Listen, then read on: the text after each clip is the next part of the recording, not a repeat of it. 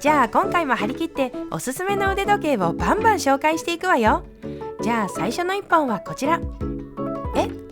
話したいことがあるって？何よ、もう始まってるんだから早く言いなさいよね。2周年おめでとうですって？別にあんたたちに祝われたからって嬉しくないんだからね。でも一応言っておくわ。ありがとうね。はい、SFVTuber 始めてからもう2年経ってしまったということで、なんとかここまで続けてこられました。それもこれも動画を見てくださっている皆さんのおかげです。改めまして別に感謝なんかしてないんだからね。ツンデレやってみたいと思ってぶっ込んでるんですけど、ツンデレに関する知識があまりにも薄いので解像度が低めになっちゃってまして、もっと高度なやつやってみたいですね。はい、それはそうと改めましてありがとうございます。いやー、しかし時間が経つのも早いですね。いろいろ試行錯誤しながら動画を作ってきましたけど、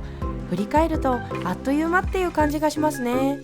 正直まだまだいろいろと拙いと思うところが多いですけど、それでも見ていただけてこれは本当に感謝ですね。ちなみにこの動画の最後で気づいちゃったって言ってたのはもう2周年だなっていうことだったので、よくわからない感じになっちゃってましたけど補足しておきます。はい。で、今回は2周年おめでとうってことでざっくばらんに軽快なトークをかましていきたいと思っているんですが、いやでもいつまでもそんなめでてえなって言ってる場合じゃないんですよ皆さん。もうちんたらしてらんねえなというのもですよ、散々時計を語っておすすめしておいて2年経っているにもかかわらず、私2年間で1本も時計買ってねえじゃねえか。いやそうなんですよね、ガチで買ってないっす。いやこの状況をリアリティがあると取るか堅実と取るか、いやただ金がねえだけじゃねえかと取るかは皆さんに委ねたいと思いますが、実際問題のリアルな話をするとですね、私すでに機械式の時計は3本持っているんですが、正直これ以上増やすのは金銭的にもきつくなってくるっていうのもあるんですけど、あまりいくつも持っていてもせっかく買ったのにあまり使わないっていうのが出てきそうなんですよね。実際使っている時計って偏りがあって、すごく好きで欲しくていろいろ検討して買ったはずなのに出番がないっていうのが非常に悲しいというか、だからあんまり増やすのは躊躇しているって感じですね。別にお金がないから買えないんじゃないだからね、勘違いしないでよね。はい。でそんな状況なので、もし仮に買うとしたらあと1本。いやそう言いながらも増えていくのが時計の間の住人ではあるんですが、あと1本そういうのっぴきならない気持ちを持って選ぼうとそう思ってます。つまり次に買うとしたら私にとっての上がり時計仮になるわけですよ。すでに自分で仮って言っちゃってますけどね。いやとにかく次が最後だと思っているんです、私としては。ということでこれが前提にはなるんですが、その上でなかなか時計買えないっていう理由が私にはしっかりめにあるんです。大きく2つほど。それがですね、心に響くようなそんな傑作がない。いやもう少し正確に言いましょう。心に響くような買いやすい傑作がここ数年新作の中にはないと思っています。これちょっと説明したいんですけど、いくつかポイントがありまして、まず傑作がないですね。いいなとか欲しいなとかそういうモデルは毎年出ているんですよ。もし私が今1本も時計を持っていないとか1本しか持っていないとかそういう状況だったら買ってるわみたいなモデルはあるんですよ、たくさん。しかしですね、さっき触れた通りあんまり時計を増やすのは良くないと思っている派なので、やっぱり心を動かされるようなどうしてもこれが欲しいっていうのがなかなか見つからない。この1本があれば他には何もいらないっていうと言い過ぎなのかもしれないですが、他にも持っているのでね。でもそれくらいの気持ちを起こさせてくれる1本が見当たらない、そんな傑作がないってことなんですよね。でこの傑作がないっていうのが実はまたちょっと違っていて、傑作がないわけじゃないんですよね。いいモデル出ているんですよ。ここ数年で私の中でこれだっていう1本を決めるとしたら、ベストウォッチ for me はショパールの LUC1860 なんです。というわけで出てるんですよ、傑作は。しかし買えない。これが2つ目のポイント。買いやすくない。この買いやすくないっていうのが値段もそうですけど、お金があっても正規店では買えなくてプレネになってるみたいなね。ロレックスが筆頭だと思いますが、結局いい時計ってそんなのばっかですよね。ちなみに LUC1860 も年産数十本ですが、いずれ100本になるらしいですけど、買えないわ。まあ何年か待ってもいいんですが、どれくらい待てばいいんでしょうね。というか、待ってる間に廃盤になったりはしないんでしょうか。そんな感じなので、買える傑作ってなかなかない。それからここにもまたちょっと違うところがあって、買える傑作はあるんですよね。ただ新作ではないだけで、この前の動画でいろいろ時計を見てきたっていう話をしましたけど、やっぱり現行の時計より過去のモデルの方が好きなんですよね。特に小さいサイズのモデルが多くていいんですよね。最近ようやく小さい時計の復権の香りが漂ってきていますが、もう少し時間はかかりそうなので、現行で狙うのであればちょっと様子見を続けたいところですが、本当は60年代くらいの機械式全盛期の頃の時計に憧れがあるんですけど、いかんせん非防水だったりして使い勝手が悪いので、なかなか手が伸びないんですよね。まあヴィンテージ界隈は食わず嫌い的なところもあるので、もしかしたら今後足を突っ込むかもしれないなという感じです。というわけで、心に響くような買いやすい傑作がここ数年新作の中にはないっていうことなんですよね。それでこれが時計を買えない理由の半分で、もう一つの理由なんですけど、さっきのやつが外的要因だとすれば、こっちの方は内的要因ですね。それがですね、さっきから吠えているように生涯最後、その覚悟を持って時計に臨むと、おいそれと選べねえってことなんです。自分が完全に満足するものを選びたい、絶対間違った選択をしたくないっていう気持ちと、これを買ってしまったらもう次何を買おうかなっていう楽しみがなくなってしまうんだ、そうするとなんとなく決めちゃったらもったいないっていう気持ち、そういったものがごちゃごちゃ混ざり合ったような複雑な心境なんですよね。これはですね、いわゆるラストエリクサー症候群に似ていると思いますが、上がり時計欲しい欲しいと思っていろいろ検討して妄想して結局買えない状態、これが今私が陥っている状態なんですよね。名前をつけましょう。上がり時計症候群と。いや、これはどちらかというと、上がり時計と思って時計を買った後もまた時計を買ってしまう病気の方ですかね。じゃあそっちの方は上がれない症候群としておきましょう。まあとにかく上がり時計症候群なわけですよ、私は。そんなわけで、なんとなく上がり時計を選んで買うことが延々先延ばしになっているって感じですね。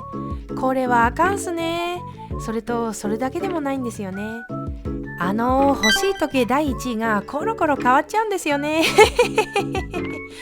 以前コミット銀座さんの YouTube に川村隆一さんが出演されていて、欲しい時計の画像を保存しておいて、数ヶ月経った後も欲しかったら買って後悔のない時計だっておっしゃっていて、すごい共感したんですけど、でも実際やってみると、これはどちらかというとコレクター向けで何本か買える方の選別方法だなとすごく実感しましたね。あと1本っていう気持ちでこれやると順番が変わりまくって安定しないんですよね。ある日はこれが一番いい、次の日はやっぱりこれみたいに、特に実機を見に行った時と誰かが時計をおすすめしている動画を見た時に大変動しますね。不動の1位は未だ存在はしないどころか、もしかしたらそんなものは幻なのではないかとまで思ってしまうほどですよ。まあそんなこんなで悩んでいるうちに値上げラッシュでますます買いづらくなるという状況で、後悔しないようにじっくり選んだ結果、軽めに後悔してます。だから皆さん、時計を選ぶときは十分悩んでよくよく検討して、それで選ぶのがいいとは思いますが、こじらせすぎるとダメですよ。時には清水ダイブが必要ですね。慎重かつ大胆にっていう言葉がありますけど、本当にその通りだと身に染みました。とはいえ、このどうしようかなって悩んでいる時間も楽しいので、私はぼちぼちやっていこうと思います。果たして皆さんに紹介できる日が来るのか、今のところは難しそうですね。はい。で、なんでこんな話してたんでしたっけ？時計紹介してるのに時計買ってねえじゃねえかっていうことでしたね。まあそんな感じで時計を変えてないんですよね、2年経っても。リアリティがあるっていうことで勘弁してください。はい。それでここからちょっと話を変えまして、2周年動画作るにあたって思い出したんですよ。そういえば去年1周年の動画作っていたなぁと。どんな話していたんだっけと思って振り返ったんですけど、なんかいろいろ語っていましてね。それでここからはその時に話した内容がその後どうなったのかという軽い検証をやってみたいと思います。まずは名前ですか。なんか名前がないので名前つけたいって言ってましたね。結果的に1年経っても名前ないっすね。まあこちとけって検索したらこのチャンネルの動画が出てきたので、これはここまで来るともはやなくていいんじゃないかっていう気持ちですね。このままいっちゃおうと思います。はい。で、あとは好きな時計の話をしていましたね。その時はカルティエのサントス、ジャガールクルトのレベルソ、ショパールの LUC1860、ランゲ&ゾーネのランゲ1、オーデマピゲのロイヤルオーク、パテックフィリップのワールドタイムが好きって言ってましたね。この辺の好みは変わってませんね。改めて見るとゴリゴリのスポーツウォッチって入ってなくて、ドレス寄りのスポーツ、サントスとかロイヤルオーク、そのあたりがあって、残りはがっつりドレスですね。まんべんなくっていう感じではなくて、好みが偏ってはいますし、おすすめする時計にもこういう好みが反映されていると思うので、その辺がよく現れている感じはしますね。もしこれにあえて今追加するとしたら何でしょうね。ロレックスのエクサブローとカルティエのタンクでしょうか。バシュロンの56は入れたい気持ちもありますが、ギリギリ入らないかなってところですね。はい。それから最後回の目標の話をしていたんですが、時計好きを増やすって言ってましたね。それは非常に重要な我がチャンネルのミッションですね。時計の魅力を発信して一人でも多く時計沼に引きずり込む。それはやっていきたいんですね。それからこれは回とは関係ないんですが、ここまで取り留めのない話をしてきて思っちゃいました。私個人の目標、時計を買う。いや、というよりも新しい時計を買って人生に彩りを添えたい。これですね。人に時計を勧めておいて時計を買わないと示しがつきませんから、これは全力で取り組んでいきたいですね。期限に関しては特に設定しないので、来年になるか数年後になるのか分かりません。そんな感じでゆるくやっていきたいと思います。はい。というわけでここまでダラダラ喋ってきたわけですが、いやー、結局2周年だからって特別なことやらずに終わっちゃいましたね。本当に特にないっす。はい。じゃあ特別企画ということで、最後のおまけのところでですね、私の心の内を吐露するという形で管を巻きたいと思います。しょうもないような雑談形式で喋ろうかと思っているので、気になる方は引き続きお願いします。いやー、なんかここまでがすごく有益な話してるみたいになってますけど、ここまでもしょうもない話じゃねえか。はい。こんな感じで続けていこうと思ってますんで、よかったら今後も引き続きよろしくお願いします。ということで一旦この辺で、みんなあったかくして寝ろよ。いやー、参ったね。本当に参ってるんですよね。マンネリ化してます。熱心に動画を見てくれている方がいれば、もしかしたらうすうすお気づきの方もいるかもしれませんが、最近って言ってもそれなりに前からですが、動画のネタが薄めなんですよね。時間も短めになっちゃってますし、これは冗談じゃなく参っちゃってるんですよね。それでどうしたもんかと、モチベーションを上げるために新しいことをやってみようと思って、ニュースウォッチ9のオマージュをしてみたり、ツンデレ要素を入れてみたり、はっきり言って迷走気味なことをやっているんですが、これではいかんと思っているわけですよ。それで2年経ちまして、改めて初心に戻って時計をこれから買おうと思っている方に向けて役立つ情報を発信する人になろうとちょっとだけ思いましたね。いや、ちょっとだけなんかいって感じですけど。はい。そういうわけで生きた情報が少ないと思って実機感想動画を作ったりしているんですよね。そんな感じでもう少し頑張りたいですね。はい。ってなことを考えながら日課のサーフィンをしていてですね、ふと思ったんですよ。最近の他の方のチャンネルでよく見る動画って何だろうと。で、最近私の中でバチクソヒットした腕時計関係の動画があってですね、ウォッチ情熱応援団さんのハチさんのコレクション関連の動画なんですよね。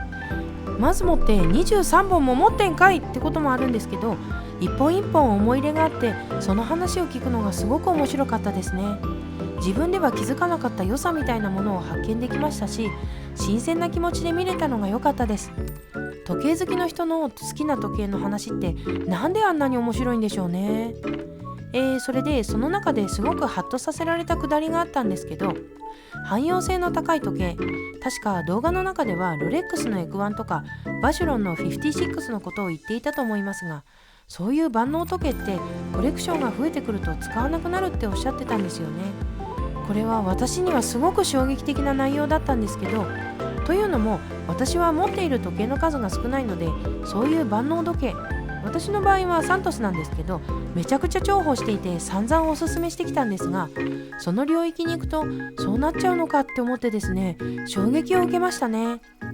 確かに何本も持っているとどの場面でも使える時計よりは、その場面に一番フィットする時計を選んで使うようになるっていうのは納得してしまいましたね。器用貧乏的な感じになってしまうんでしょうね。そんなことを思ってしまいました。あとそれからもう一つ好きな企画があって、時計の集め方の4+1っていうやつ、あれも好きなんですよね。この前も動画を投稿されてましたけど、あれを見て思っちゃったんですよ。羨ましいって。私もああいう体系化されたコレクションの方法論が欲しいなって思っちゃいましたね。だからちょっと考えてみて発表したいですね。いやー、でも何本も持ってないと到達できない領域みたいなものをすごく感じるんですよね。なので当たり前ですけど、私なりのっていう感じになってしまいますが、それもやってみたいと思いましたね。いよいよ年の瀬も迫ってきまして、毎年この時期恒例にしたい企画もあるので、引き続き皆さんと一緒に楽しんでやれる動画を作っていきたいですね。そういう初心表明をして終わろうと思います。それでは。